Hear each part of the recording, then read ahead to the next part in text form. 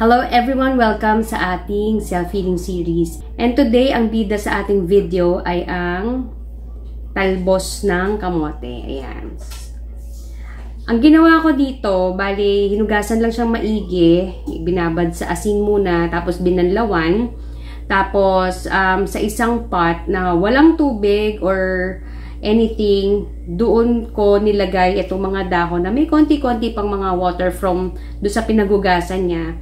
Tapos siguro mga 2 to 3 minutes lang ng low heat para lang maluto ng konti. Pero at the same time, hindi siya overcook.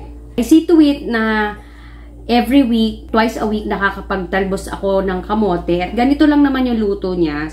Sobrang simple lang. Ang talbos ng kamote ay napakayaman sa vitamins, minerals.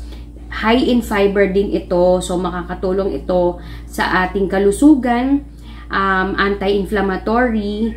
Mababa ang kanyang calories. So, nakakababa rin ito ng cholesterol sa mga nagpapababa ng cholesterol level. And this is also good for the heart. And as a cancer patient, this is also a anti-cancer food or mainam na pang-iwas sa cancer. So, bukod sa mura siya, napakadali pa niyang lutuin and almost everywhere sa mga talipapa, sa palengke, makakabili nitong talbos ng kamote.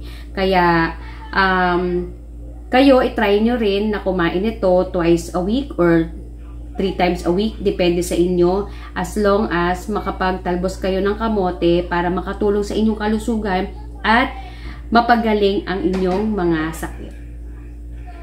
So, yun lang for today. I hope this video helps. Kung hindi ka pa subscriber ng channel na to, please subscribe now and hit that notification bell. Please give this a thumbs up and share it with your family and friends. And until my next video, bye!